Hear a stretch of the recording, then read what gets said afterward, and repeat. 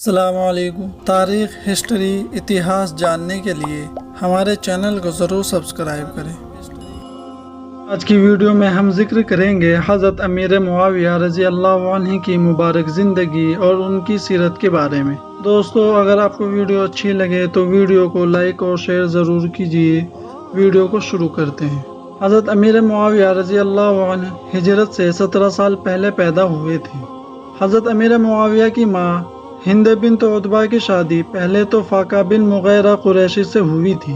فاقہ کو ایک مرتبہ اپنی بیوی پر شک ہوا تو اس نے ہند کو ٹھوکریں مار کر گھر سے نکال دیا۔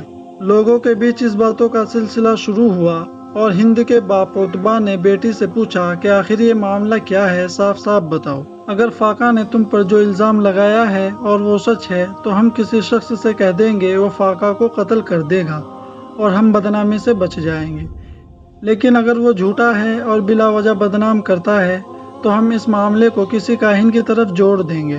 ہند نے اپنی عزت اور بے گناہی ثابت کرنے کے لیے قسمیں کھائی اور الزام سے بالکل منع کی۔ عتبہ کو جب بیٹی کے بے گناہی کا یقین آ گیا تو اس نے فاقہ بن مغیرہ کو مجبور کیا کہ وہ اپنی قوم بنی مخزوم کے لوگوں کو اپنے ساتھ لے کر یمن کے کسی کاہن کے پاس چلا جائے۔ اسی طرح عتبہ بن ربیعہ بھی اپنے ساتھ عبد مناف کے کچھ لوگوں کو اور ہند کو اس کی سہیلی سمیت لے کر روانہ ہوا۔ کاہن کے پاس ان لوگوں نے پہنچ کر کہا کہ ان دونوں عورتوں کے معاملے کی طرف دھیان دیجیے۔ کاہن نے پہلے تو ہند کی سہیلی کے پاس گیا اور اس کے دونوں مونڈوں پر کچھ ضربیں لگائی اور کہا اٹھ۔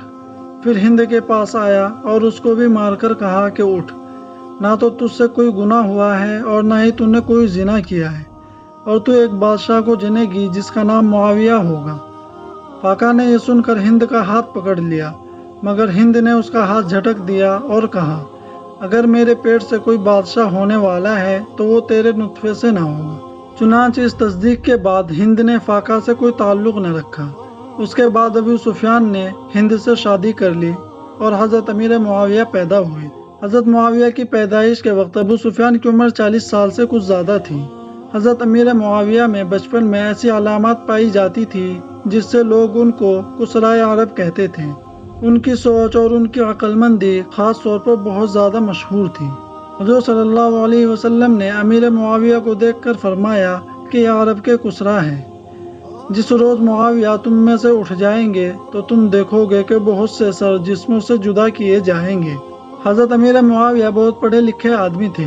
فتح مکہ کے روز اپنے باپ ابو سفیان کے ساتھ آ کر 25 سال کی عمر میں مسلمان ہوئے اور پھر وفات نبی تک آپ صلی اللہ علیہ وسلم کے ساتھ رہے۔ اس کے بعد آپ صلی اللہ علیہ وسلم مکہ میں تشریف لا کر عمرہ ادا کرنے کے بعد مدینہ منورہ کی طرف روانہ ہوئے تو حضرت امیر معاویہ کو بھی اپنے ساتھ لے کر مدینہ میں آ گئے اور آپ کاتب وحی مقرر ہوئے۔ وحی لکھنے کے علاوہ باہر سے آئے ہوئے لوگوں کے حال چال اور ان کے کھانے پینے کا انتظام بھی آپ کے سپرد تھا۔ حضور صلی اللہ علیہ وسلم کی وفات کے بعد حضرت ابو بکر صدیق نے جب امیر معاویہ کے بھائی یزید بن ابی سفیان کو ایک لشکر کے ساتھ شام کی طرف بھیجا تو امیر معاویہ کو ایک فوجی دستہ دے کر ان کا سپورٹر مقرر کیا۔ شام کی جنگوں میں انہوں نے اکثر لڑائیوں کے اندر مقدمۃ الجیش کے طور پر کارنامے انجام دیے اور اپنی بہادری کا سکہ لوگوں کے دلوں میں بیٹھایا۔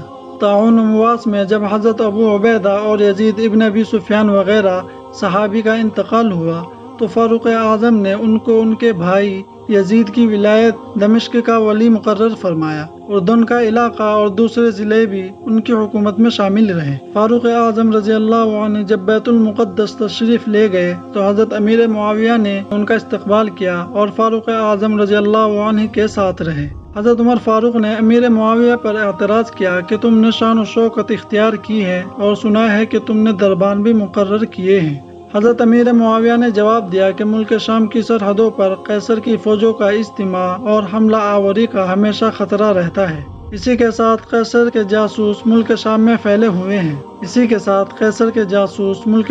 پھیلے ہوئے ہیں۔